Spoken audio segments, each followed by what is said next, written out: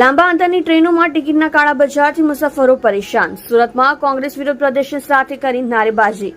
બંધ કરો ટિકિટની કાળા બજારી બંધ કરોના નારા સાથે કોંગ્રેસ દ્વારા સુરતના રેલવે સ્ટેશન પર વિરોધ પ્રદર્શન કરવામાં આવ્યું હતું. સુરત તેમજ ઉધના રેલવે સ્ટેશનથી લાંબા રૂટની ટ્રેનોમાં થતી ટિકિટની કાળા બજારી અને મુસાફરોને થતી હેરાનગતિ તેમજ અન્ય પ્રશ્નો બાબતે સુરત શહેર જિલ્લા કોંગ્રેસ સમિતિ દેખાવો કરીને આવેદનપત્ર આપવામાં આવ્યું હતું. યોગ્ય વ્યવસ્થા ગોઠવવા માંગ. શહેર કોંગ્રેસ પ્રમુખ ધનસુખ રાજપૂતે કહ્યું કે અમે ઘોર નિંદ્રામાં સૂતેલા તંત્રને જગાડવા માટે આજે વિરોધ પ્રદર્શન કર્યું છે. ટિકિટના કાળા બજાર થાય છે. ભાગદોડમાં સામાન્ય લોકોને જીવ ગુમાવવાનો વારો આવે છે.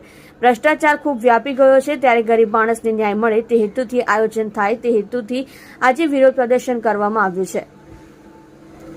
ટ્રેનોની સંખ્યા વધારવા પણ માંગ કરવામાં આવી છે. ભ્રષ્ટાચાર બંધ કરાવવા માંગ. કલ્પેશ બારોટે કહ્યું કે લોકો સુરતમાં દેશભરમાંથી આવીને વસવાટ કરે છે. તહેવારોની રજામાં જવા માટે બુકિંગ અગાઉ ખુલી જતા હોય છે. તેમ છતાં લોકોની સીટ મળતી નથી. જ્યારે ભ્રષ્ટાચારીઓ બધું આસાનીથી મળી જાય છે.